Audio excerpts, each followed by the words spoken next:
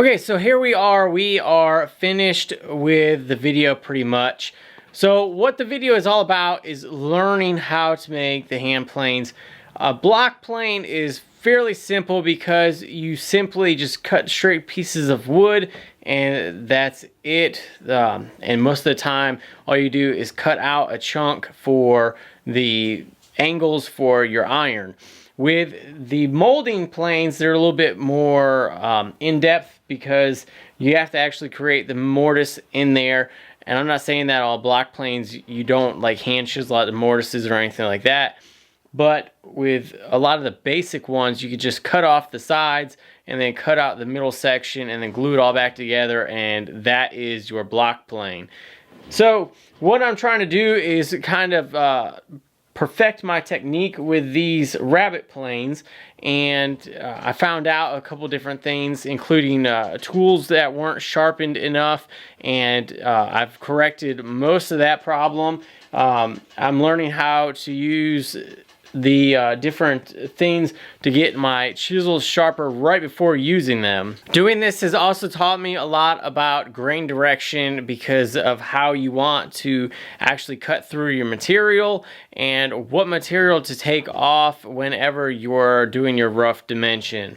Alright, so behind my messy bench you can see that I have 7 different pieces of lumber here. I just have one big long board and I cut it up into 10-inch blocks, and this is what was filmed for the most part, and then I ended up switching over to this block and finishing up with this one.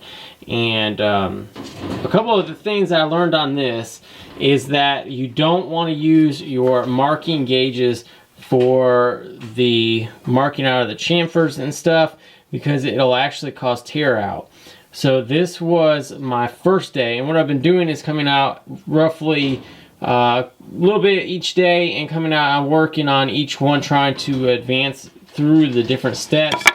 So this was my first one. You can see this has a knot in it, so this wasn't going to be any good anyway.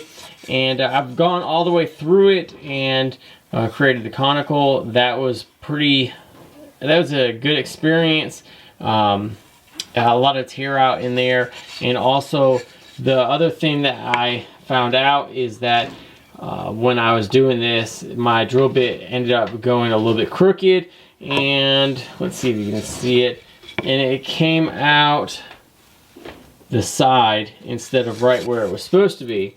So I tried to fix it with a chisel and it wasn't going anywhere, so I just decided to stop and call it a day with that. So that was my first full attempt. I liked the chamfers. They were the same on either way. I took my pencil roughly and just went and got the same mark on each, the top and the sides. So those were the same. So this was attempt number 2. I figured out a little bit more on making these little corners of the chamfers. Still not perfect. I did get better with the mortise. It is straight down. This one I found out that the chisels weren't sharp enough, and learned how to get those even sharper before I started. The back end is cleaned up a little bit better, and overall this one did not turn out that bad. Still nowhere near quality where I would put my name on it. This has some chip out still on it, and I changed up the chamfers a little bit on these. I ran them a little bit lower on the side and kept them the same width as the first day, so they were more of a slope, not as steep. And then for the day 3, you can see this one had that broken piece. That's why this one's a little bit shorter. So day 3, worked on getting my chamfers and my conical a little bit better. So on this one, I learned how to line up my chamfers a little bit better. I went back to the even on the side and the top, and I like that design a lot better. It keeps it a little bit tighter all the way around. So I like the way that looks. And then I worked really hard on trying to get the conical even better and learned how to work it with the tools I have. And I think the conical turned out a lot better on this one. There's no gouges taken out in it compared to day one, which has a lot. You can see it's really choppy. Even on the second one, it is still fairly chipped up in there. And I went ahead and got the gouge sharpened up. So I drilled out the mortise, and I haven't finished it yet. And I've gotten this one drilled out.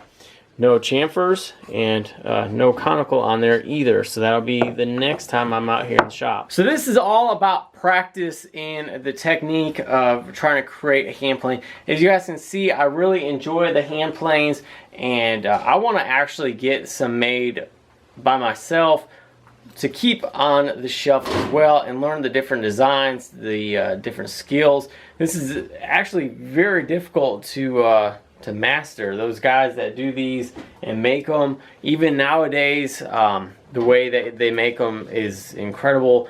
All the hand planes nowadays, when you see them, are fantastic looking. And the plans that I used are these right here by Caleb James. He also has a Instagram and stuff like that. He makes great looking planes, and that's what I went ahead and basing mine off. His are a little bit different, and his are always going to be perfect compared to what I'm making right now. But I'm trying. That's where I'm going for. And I haven't made any of the wedges yet or the iron. I'm going to be using a saw blade for an iron to begin with, and then I'll end up getting some better steel. But that's where I'm at, guys. I appreciate you guys watching. If you guys have any tips whatsoever about making hand planes, leave them in the comments down below. I'm always interested in learning and getting the help. And the one thing that I'm still trying to figure out is the conicals. So if you guys have any tips on making the conicals, leave them, because I want to learn how to make that easier. And thanks guys for watching. If you guys are new, welcome. Hit that subscribe button, and I'll see you guys on the next one.